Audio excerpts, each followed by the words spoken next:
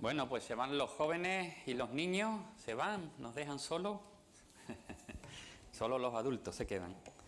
Bueno, pues como ha dicho Antonio, estamos viendo la epístola a los Gálatas, que le pusimos el título genérico de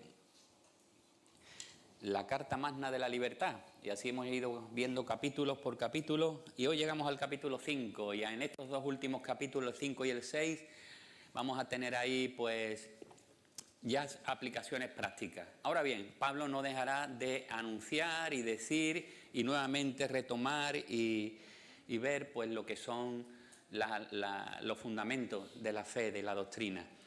Bueno, vamos a viajar en el tiempo. Vamos a montarnos en el coche de, no sé cómo se llamaba,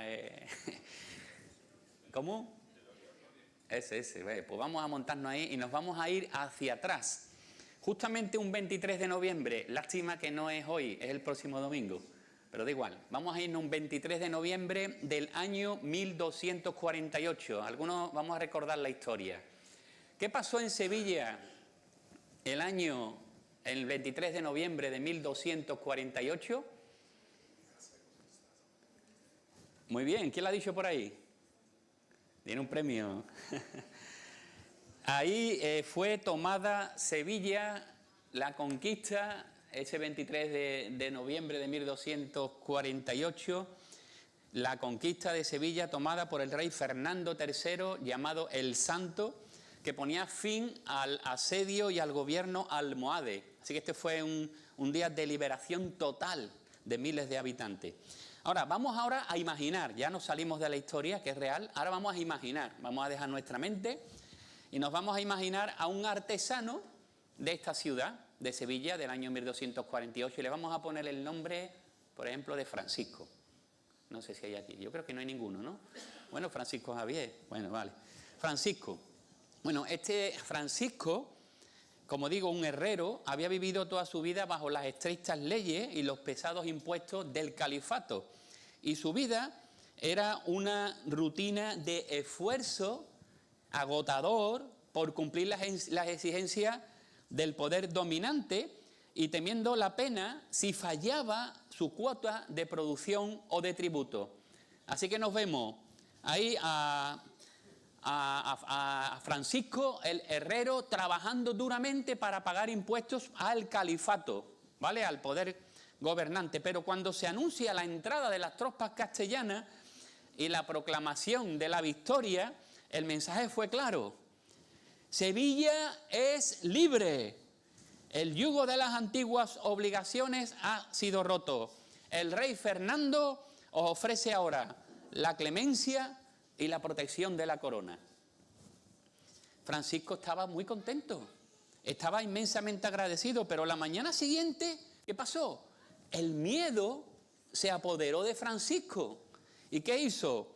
Pues a pesar de ser libre, se dirigió a su fragua y empezó a trabajar sin descanso y empezó a hacer forja el doble, porque tenía miedo y quería entregar las piezas de metal. Y cogió unos pesados cofres y lo llenó todo, como si tuviese que entregar el tributo, y llevó estos cofres hasta la fortaleza que ahora ocupaban las nuevas autoridades. Y un oficial del rey Fernando, al verlo, le preguntó extrañado: dice, hombre, ¿qué hace? La ciudad está celebrando, vuestras obligaciones han cesado. Francisco, con el rostro lleno de hollín, respondió con angustia: Señor, sé que el rey es santo y clemente, pero no puedo arriesgarme. Sino tengo que demostrar que soy útil y obediente y traigo aquí una ofrenda extra, porque me temo que si no van a pensar que no soy digno de su favor y me van a devolver nuevamente a la servidumbre. El rey no había pedido esta carga extra. El rey había ofrecido libertad completa. Francisco estaba intentando pagar con su sudor, con su esfuerzo, la gracia que ya había sido conquistada para él. Seguía viviendo bajo el yugo mental del legalismo, creyendo que su aceptación dependía de sus obras y no de la conquista del rey. Bueno, hasta aquí la historia de Francisco el Herrero de la Sevilla de 1248. ¿No os parece absurdo un poco? Sin embargo, esa es exactamente la situación que el apóstol Pablo está confrontando en Gálatas capítulo 5. Los creyentes de Galacia habían sido liberados por Cristo de la prisión de la ley, pero estaban siendo tentados nuevamente a ponerse las cadenas de nuevo, a malinterpretar su libertad. ¿Pero qué significa realmente ser libre en Cristo? La vida cristiana es vivir la libertad que Cristo conquistó. Y esta libertad, ya no es el rey Fernando, estamos hablando ya del rey, el rey de reyes. Esta libertad es un camino doble. Nos liberta de la esclavitud, pero nos liberta para el amor. Y ambas cosas, todo vivido bajo el poder del Espíritu Santo. Así que esto es lo que vamos a ver en esta mañana. Estos 3 puntos principales que Pablo resume, estos 3 pilares, que están todos basados en la obra de Jesús. Vamos a estar viendo firmes en la libertad, que Cristo nos libera de la esclavitud del legalismo.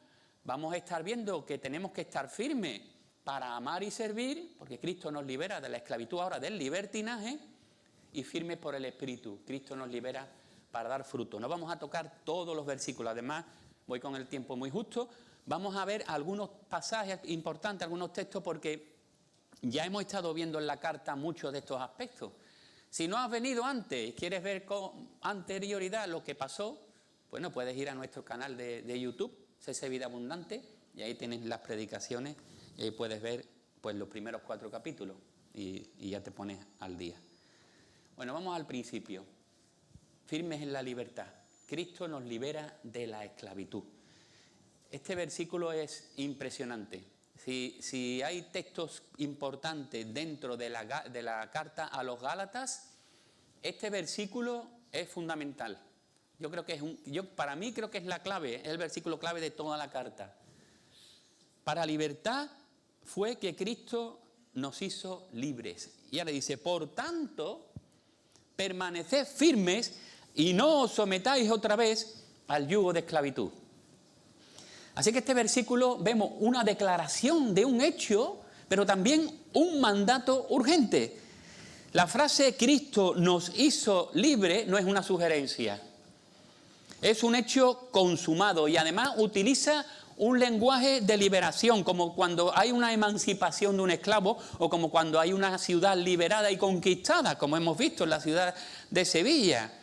Nuestra libertad no proviene de nuestro esfuerzo, no proviene de nuestra moralidad, de lo que nosotros podamos hacer, que pensamos que está bien, o de nuestras decisiones.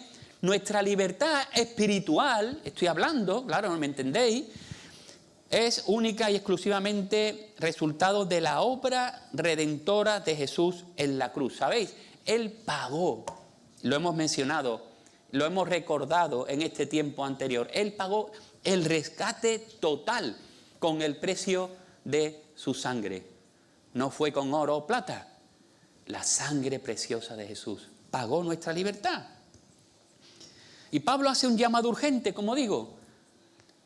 Estad firmes. Estad pues firmes. Ese es el llamado de Pablo ante esta realidad, ante este hecho que fue real en un momento del tiempo. Y esta palabra es una palabra militar que significa mantener la posición, resistir al ataque del enemigo, mantenerse firme. ¿Y cuál era el enemigo aquí en este caso? Pues la enseñanza que intenta devolver a estos creyentes que habían creído en Jesús a la esclavitud. Y ya lo hemos hablado en otros capítulos, la esclavitud de la circuncisión, los rituales, la esclavitud de tener que comer ciertos alimentos, la esclavitud de ciertos días de fiesta, la esclavitud de hacer cosas, de la ley ceremonial que para ellos era un yugo, pero que era la idea de merecer la aprobación de Dios mediante el cumplimiento de alguna regla. Con lo cual, estamos hablando que los Gálatas decían, los que bueno, los del sistema judaizante que querían que siguieran las instrucciones y el ritual, le decían, sí, Cristo está bien. Creemos que tenemos que creer en Cristo, pero no hay que dejarla de hacer estas cosas. Así que estamos hablando de gracia más obras. Esto es lo que se está presentando aquí. Y Pablo dice, no. Y ya no quiero volver porque lo hemos visto ya con profundidad en otros capítulos. La libertad, esto es importante, no es automática. Debe ser mantenida por la fe. La esclavitud es la condición natural. Lo hemos visto. Somos descendientes de Adán y nuestra tendencia es hacer el mal. Esa es nuestra condición natural. La libertad, sin embargo, es la posición que tenemos los creyentes que nos hemos identificado con la obra en la cruz de Cristo. Y debemos defenderla. Tenemos que estar firmes ante este tema. Ahora, hay algunos peligros, ¿sabéis? Hay algunas consecuencias de no mantenerse firme. Y Pablo lo dice, sigue diciendo el versículo 2. He aquí, yo Pablo os digo que si os circuncidáis, y toma este asunto, aunque había otros, mirad, Cristo de nada os aprovechará. La circuncisión, aquí vamos a pensar en nosotros ahora.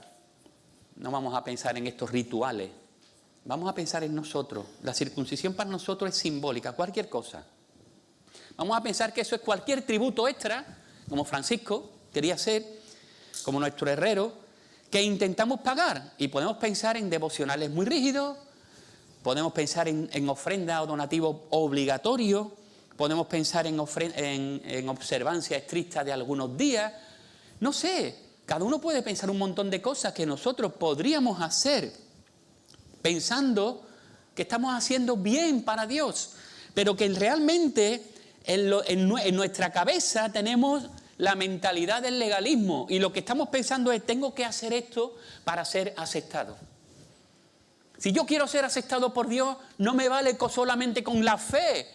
¿Con la fe solo? ¿Creer solamente que Cristo murió por mis pecados? ¿Recibirlo? ¿Creerlo en mi corazón? ¿Solamente eso? Y el ser humano, nosotros, que estamos hechos con esa tendencia, decimos, no, yo tengo que hacer algo más, ¿no? Tengo que hacer obra. Tengo que hacer obra para ganar mi salvación. Tengo que pagar algo, ¿no? Por mi rescate. ¿Y qué es lo que dice Pablo? Si hacéis esto, Cristo de nada os aprovechará. Y la palabra aprovechar significa beneficiarse, básicamente. Si eliges depender de tu propio esfuerzo, ese yugo, estás implícitamente declarando que la obra de Cristo es insuficiente. Estás diciendo que su obra es inútil para ti. Es fuerte. No tenemos que ayudar a Cristo. No podemos ayudar a Cristo con nuestras obras. Nuestras obras no son perfectas en absoluto. No podemos. Cristo hizo la obra completamente. Toda la obra es de Él. Lo único que podemos hacer nosotros, si acaso, es recibirla por la fe. No podemos tener a Cristo como Salvador y a la ley como justificador. Es un sistema de todo en Cristo o todo en la ley. Pero intentar estar en ambos terrenos no funciona. ¿Sabéis otra consecuencia? No solo es que Cristo no nos aprovechará, hay otra segunda consecuencia, versículo 3. Y otra vez testifico a todo hombre que se circuncida que está obligado a cumplir o a guardar toda la ley. Eso está diciendo Pablo. El problema no es solo que la ley es difícil de cumplir, sino que es imposible de cumplir. Si has sido religioso, si tú has querido vivir intentando agradar a Dios para satisfacer su justicia porque piensas que Dios es un Dios que te va a castigar, y te habrás dado cuenta que no puedes, que siempre hay algo que te falla, que la balanza de los pecados pesa mucho más que la balanza de las buenas obras, que no vas a poder nunca pagar La ley no la puedes cumplir. El fin de la ley no es que la cumpla. El fin de la ley es que tú veas que no puedes cumplirla y vayas a Cristo. Y eso ya lo estuvimos viendo también.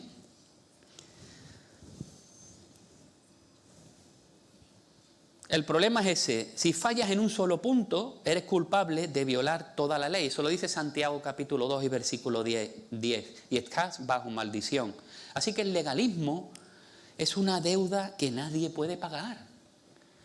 Si intentas justificarte por una sola regla o esfuerzo, te haces responsable de todas ellas. Y sabes, el legalismo es un camino directo a la condenación, no a la paz. No vas a encontrar la paz en el sistema de reglas. La paz solo está en una persona, no en una religión. Una persona con una relación, Jesucristo. Tercera cosa, versículo 4, de Cristo os desligasteis. Los que por la ley os justificáis, de la gracia habéis caído, dice el apóstol Pablo. Y la palabra griega para desligarse es quedar anulado, ser deshabilitado, dejar de tener efecto. Es como si nosotros cogiésemos un electrodoméstico y lo desenchufásemos de la red eléctrica, de la energía, ¿no? Cuando una persona busca la justificación en sus propios méritos, está diciendo en esencia, el sacrificio de Cristo no es suficiente para mí, nuevamente. Necesito añadir mi propio esfuerzo para ser aceptable a Dios. Y al hacerlo, anulamos la suficiencia de Cristo y dejamos sin efecto la justicia perfecta de Jesús. Y dice, de la gracia habéis caído. Y este versículo y esta parte, sobre todo, se ha usado muchas veces por algunos hermanos, a los cuales respeto, para decir que la salvación que Cristo ha ganado, nosotros la podemos perder. Caer de la gracia aquí no significa perder la salvación por cometer un pecado, sino que caemos del principio operativo de la gracia.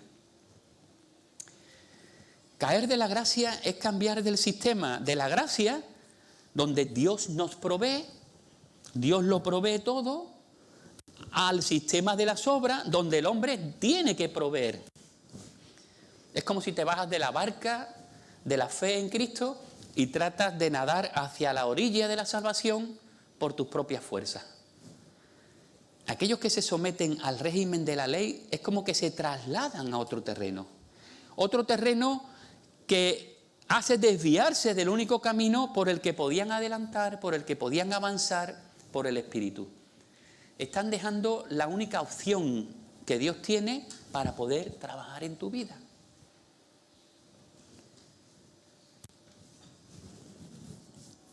Pero Cristo nos ha hecho firmes de esa esclavitud. Él lo ha hecho todo. Él lo ha pagado todo. Nosotros hemos recibido esa gracia por la fe. Y Cristo garantiza que aquellos que creen en su nombre no se pierden.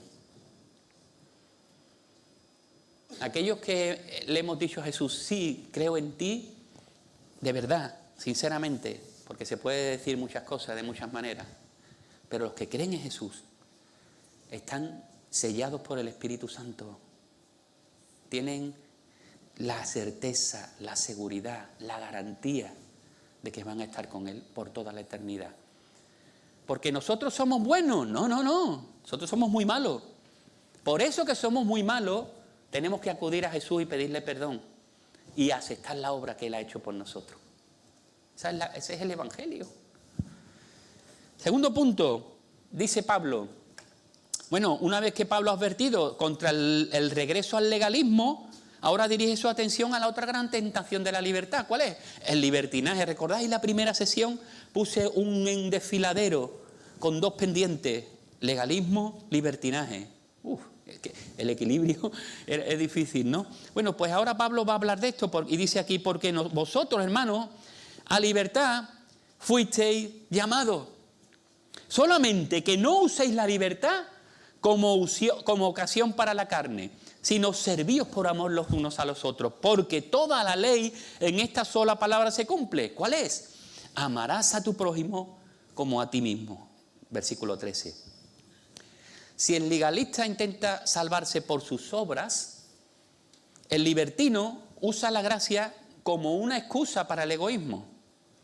La persona que no ha creído en Cristo piensa que libertad en Cristo es una licencia para satisfacer todos nuestros deseos. Da igual.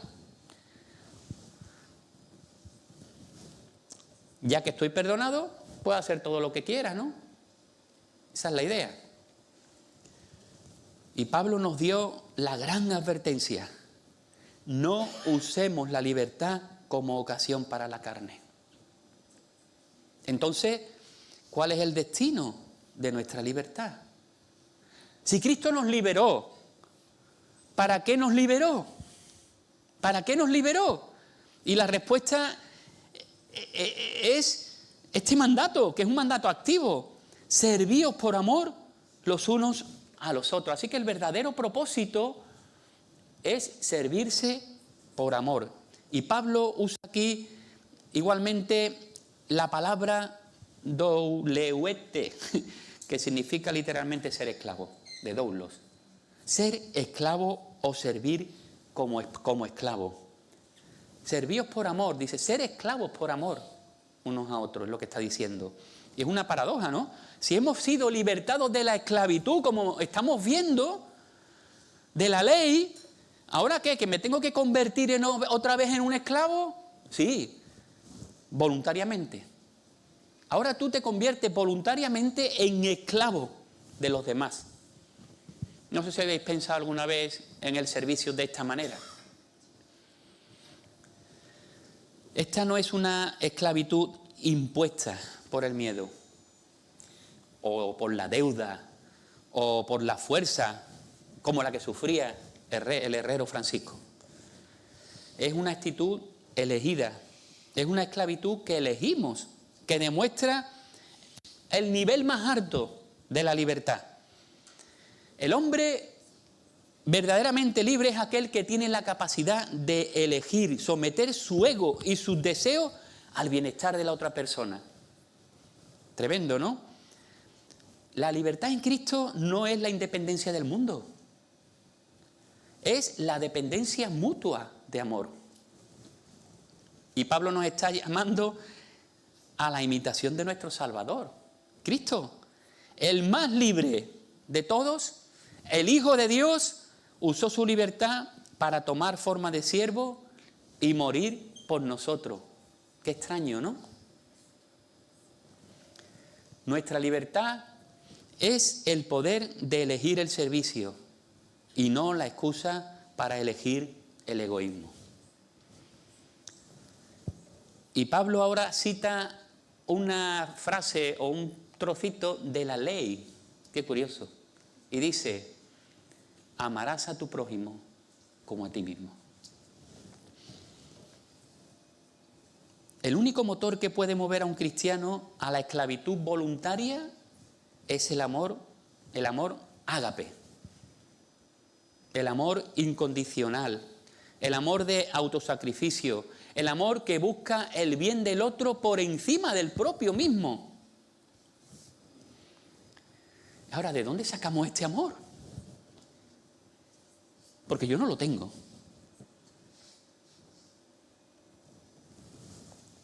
Jesús, el máximo ejemplo. Nuestro ejemplo máximo siempre es Jesús. Él, siendo Dios, se despojó a sí mismo y tomó la forma de un siervo. La palabra otra vez, doulos, en Filipenses capítulo 2, versículo 7. Así que nuestro servicio por amor es simplemente la imitación de la libertad de Cristo. ¿Él nos sirvió porque tenía que hacerlo? No. Nos sirvió porque quiso hacerlo. Es una gran diferencia.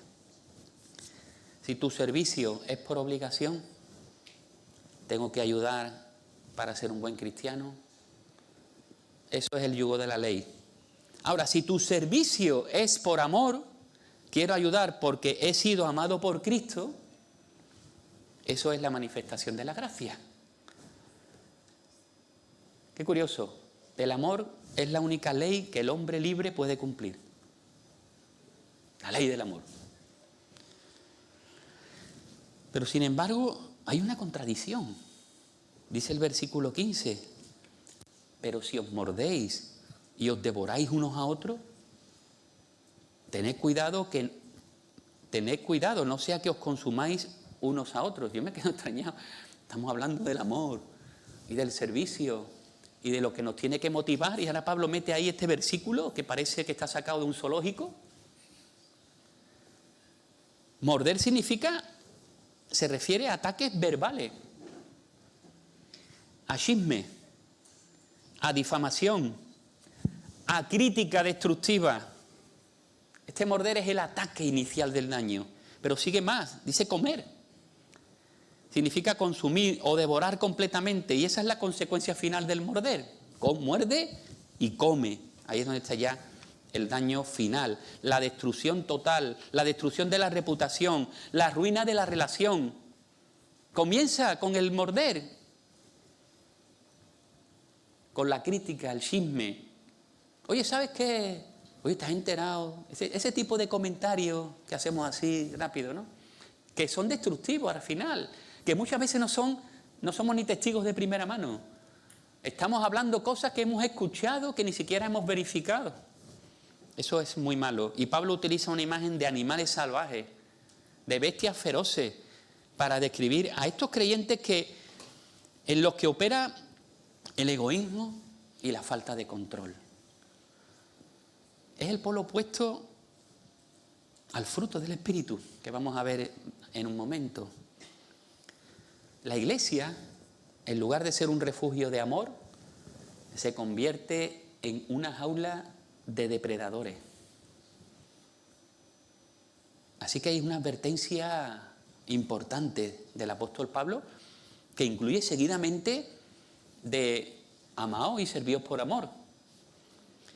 Y es fácil decir amemos y sirvamos, es fácil, eso es fácil decirlo, pero si somos honestos, sabemos que amar de verdad es imposible en nuestras propias fuerzas. Nuestra carne siempre quiere morder y no amar. Entonces, la pregunta sería, ¿cómo podemos cumplir este mandato de amor?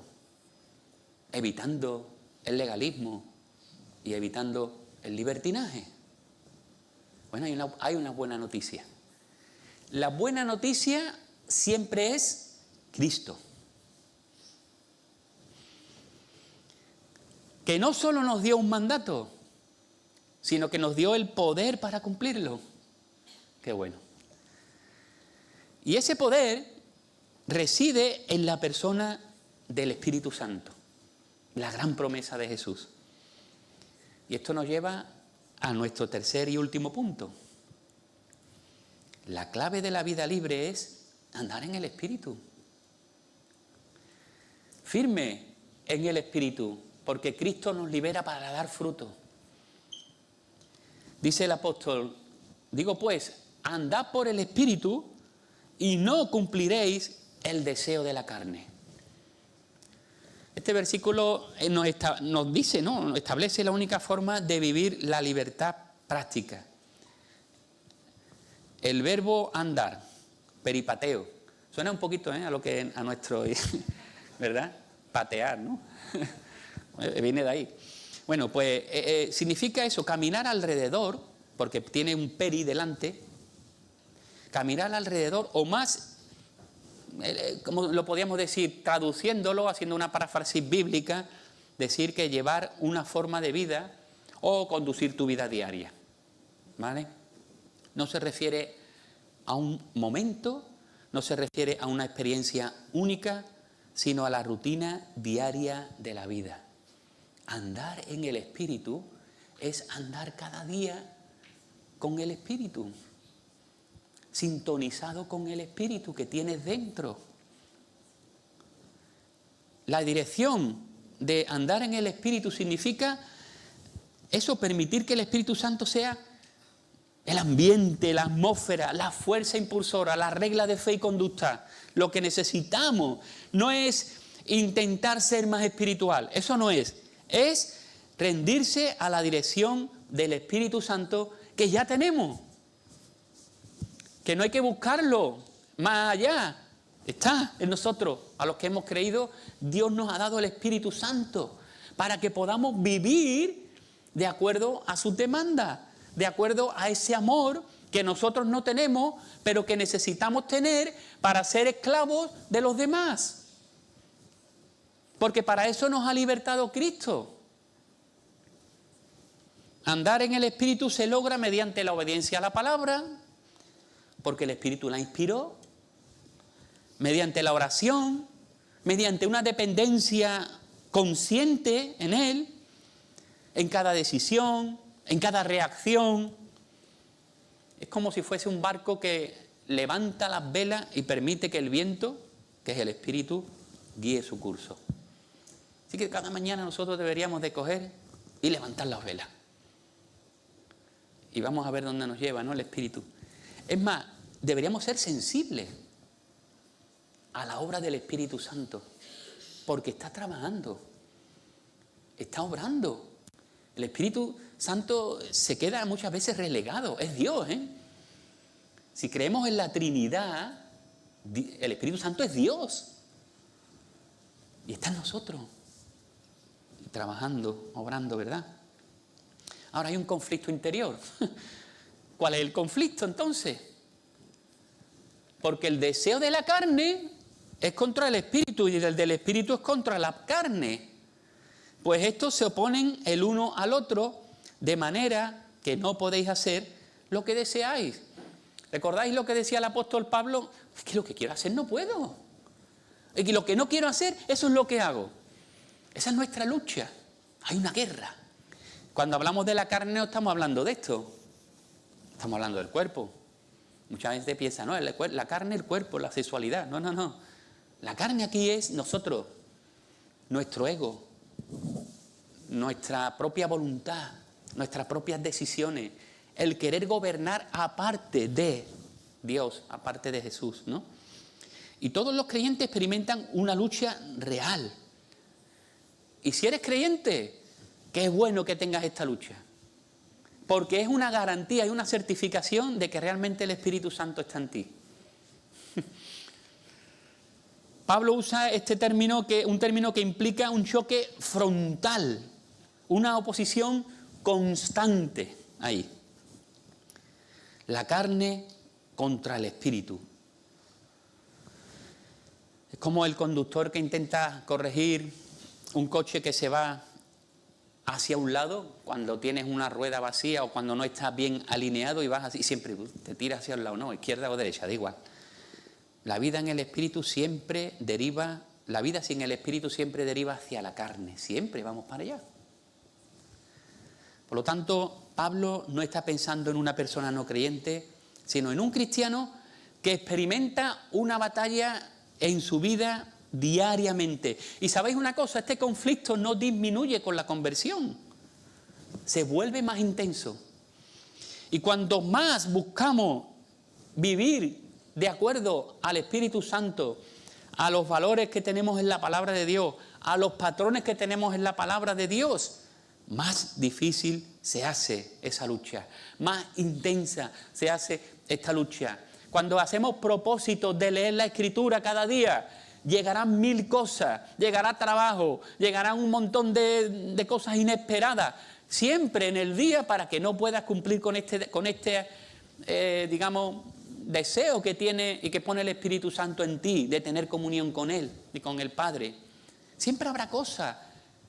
Cuando quieres ser fiel, cuando quieres vivir en integridad, tendrás más oposición de tu familia, tendrás más oposición de tus compañeros de trabajo, tendrás más oposición de esta sociedad que es totalmente contraria a los valores cristianos.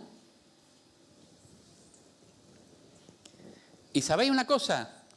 No ganamos esta lucha con fuerza de voluntad. Se vence caminando bajo la dirección del Espíritu Santo. Y Pablo nos va a mostrar dos caminos muy distintos: las obras de la carne y el fruto del Espíritu. Y mirad, ¿cuáles son las obras de la carne? Curioso, porque Pablo menciona 15 obras agrupadas, digamos, en 4 bloques, más o menos. Están los pecados morales, Ahí los tenemos. Inmoralidad, impureza, sensualidad. Es decir, vivir para la gratificación instantánea. Podemos hablar de adicción a la pornografía, podemos hablar de infidelidad. Cualquier uso del cuerpo que degrade la santidad dada por Cristo. Pero también hay pecados religiosos. Pecados religiosos, la idolatría y hechicería. Que no solo es adorar estatuas o imágenes, nosotros que vivimos en una ciudad muy capillita. Es poner cualquier cosa, estamos hablando de dinero, fama, carrera, estatus, incluso ministerio en el lugar de Dios, como la fuente de valor, seguridad o propósito de nuestra vida. Idolatría. Están también los pecados sociales, otra vez. Pecados sociales o de relaciones, podríamos decir, ¿no? Y sabéis, este es el más largo de los grupos. No sé por qué. ¿Por qué el grupo de los pecados con relaciones es el más largo? Enemistades, pleitos, celos, enojos, rivalidades, disensiones, sectarismo, envidias. Todo eso. El clima tóxico de la vida moderna, la crítica constante en redes sociales, la imposibilidad de perdonar, el resentimiento guardado que devora nuestra paz. Esto es lo contrario al amor. Y por último están los pecados de intemperancia o falta de control o de exceso, las borracheras, las orgías, es decir, la búsqueda desenfrenada del placer por placer, perdiendo el control sobre el cuerpo, sobre la mente, buscando muchas veces escapar de la realidad en lugar de confrontarla con la verdad en Cristo. Esta es la descripción y dice más, y más cosas, y semejantes a estas. Ya puedes poner tú ahí lo que tu imaginación o tu experiencia te lleve, y más cosas semejantes a estas.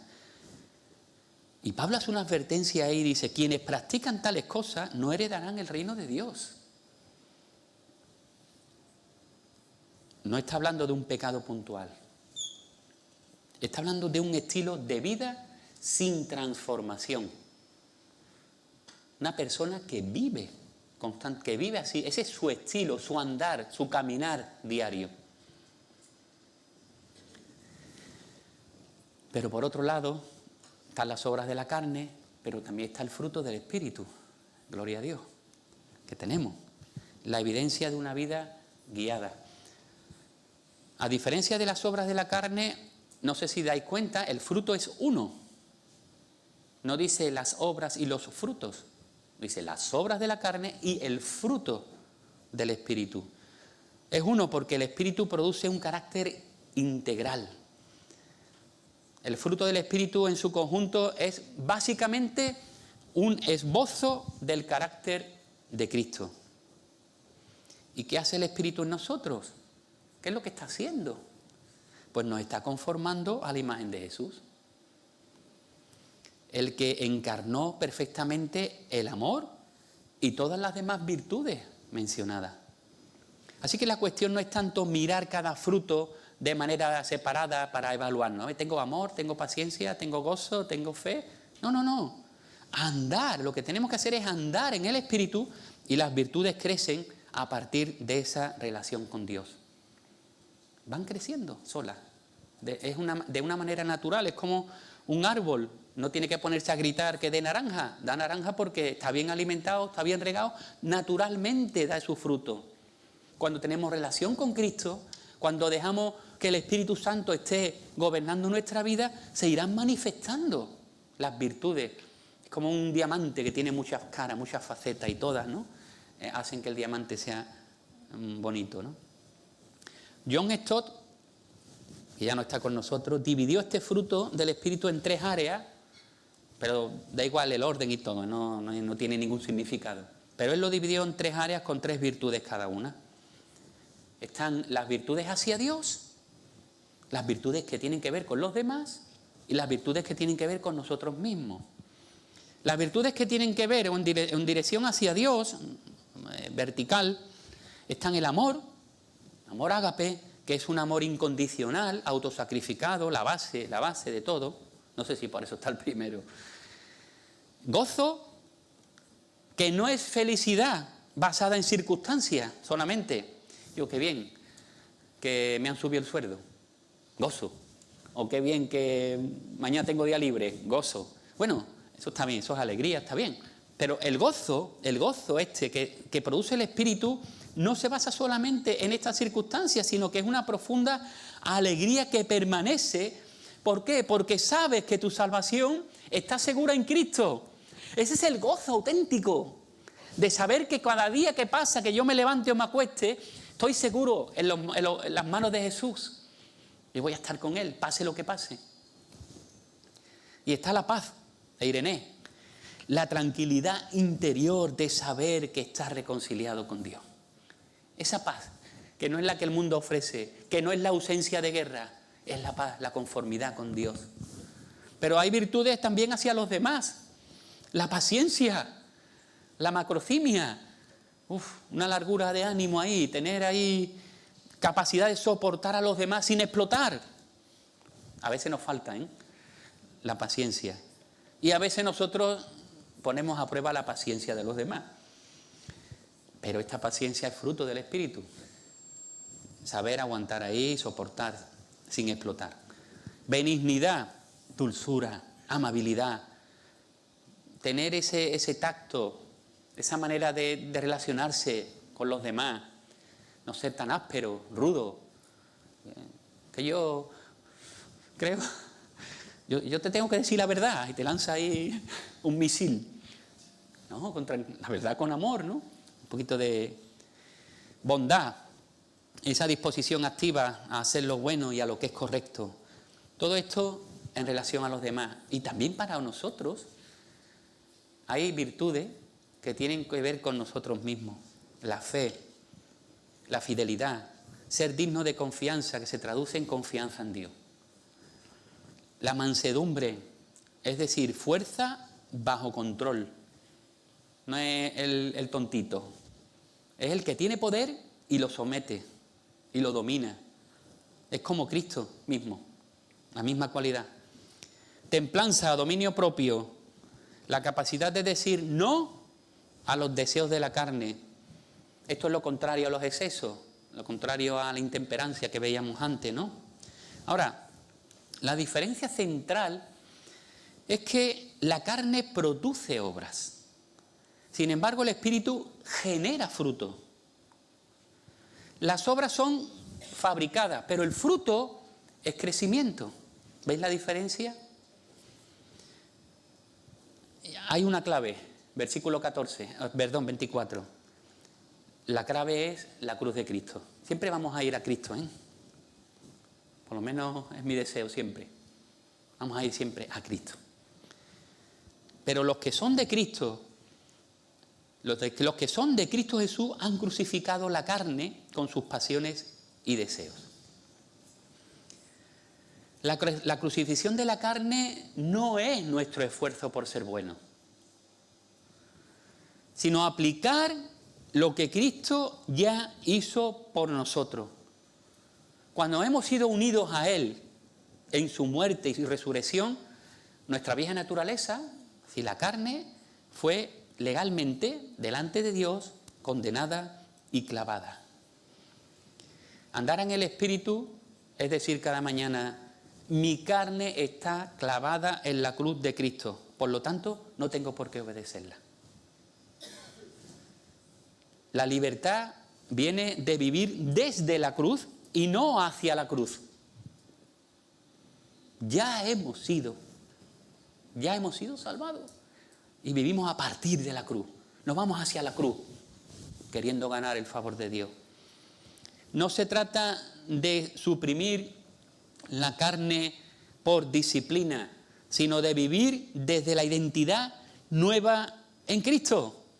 Hablando de identidad, ¿verdad? Que está tan de moda y tan maleada la identidad y tan mal entendida la identidad. Nosotros podemos decir que tenemos una identidad única. La frase, los que son, fijaos, los que son de Cristo Jesús, Los que son de Cristo implica posesión y pertenencia. Si has sido conquistado por gracia, esta verdad te pertenece. Hemos cambiado de dueño, hemos cambiado de naturaleza, hemos cambiado de destino. Somos de Cristo. Y hace Pablo un llamado. Si vivimos por el Espíritu, andemos también por el Espíritu. Y no es un sí condicional de duda, es un sí de certeza. Realmente tendría que traducirse, puesto que vivimos por el Espíritu, andemos en el Espíritu. El verbo andar, al igual que en este caso, no es peripateo, ¿eh? Aquí hay otra palabra. Aquí el verbo andar es igual al que decía en el versículo 1 de estar firme. Un término militar. Y significa marchar en fila, mantener el paso, seguir una línea de conducta recta y ordenada. Yo no he hecho la mili. Yo no sé lo que es una experiencia militar.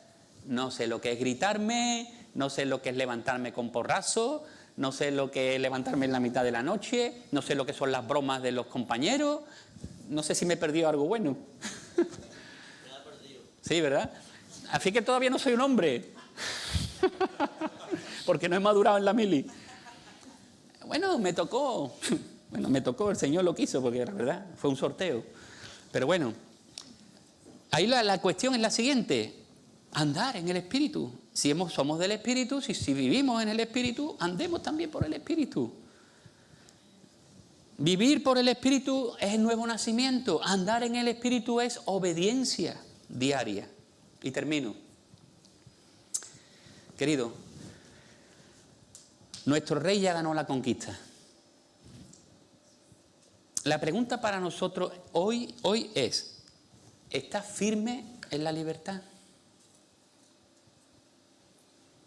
¿Estás ahí manteniendo el tipo? ¿Es la libertad que Cristo ha ganado? La libertad no es automática, lo hemos visto. Es una posición que se defiende contra dos grandes enemigos. El legalista, Francisco, antes de entender que realmente el rey la había conquistado, Sevilla, y que era libre, ahí tenemos. Intenta pagar lo que ya ha sido conquistado. ¿Y qué pasa? Que se desliga de Cristo. El libertino es el egoísta.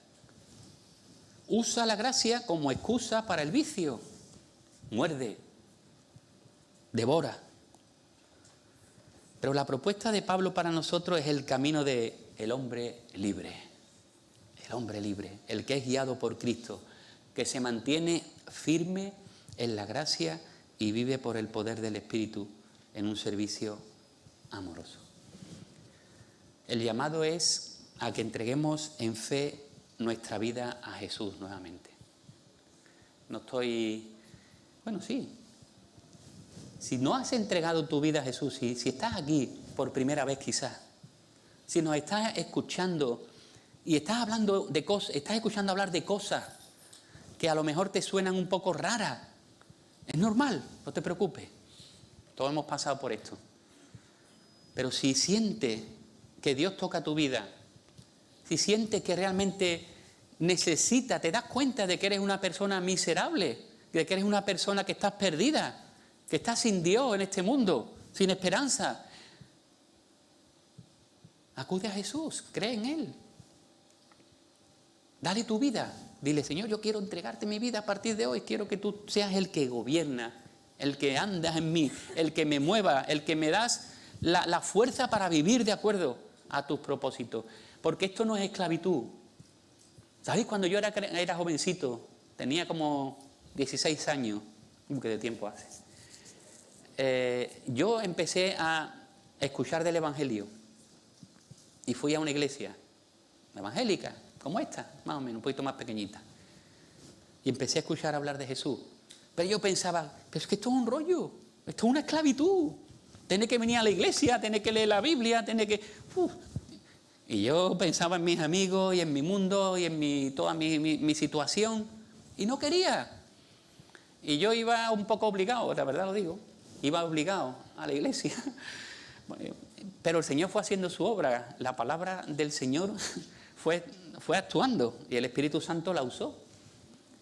Cuando yo llegué a entender mi situación y pedí perdón a Cristo y entregué mi vida a Él, un poco no, en fe totalmente, descubrí que no es esclavitud, al contrario, es la libertad, es la vida. La esclavitud es donde yo estaba viviendo antes, porque no podía decir no a los vicios y a las cosas que me rodeaban y me planteaban. Ahora soy libre en Cristo Jesús. Tengo la auténtica libertad, dice Jesús en el Evangelio. Si el Hijo os libertare, seréis verdaderamente libres. Y esto se cumple. Y se cumplió en mi vida. Y me siento libre para amar. Entreguemos en fe nuestra vida a Jesús. Desechemos nuestro propio esfuerzo y egoísmo. Y vamos a tomar el yugo ligero de Jesús. Él dice que mi carga es ligera, mi yugo es fácil, es ligero. Vamos a tomar el yugo de Jesús, no el yugo de la religión y de la tradición y del ritualismo vacío muchas veces. La vida de Cristo es una vida alegre, viva, viviendo firmemente y andando firmemente en el poder de su Espíritu Santo. Bueno, pues oramos y nos despedimos. Señor, te damos gracias por tu conquista.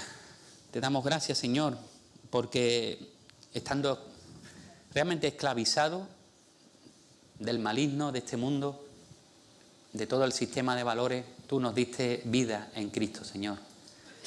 Gracias, Padre, porque ahora podemos disfrutar de la auténtica libertad, de la comunión contigo.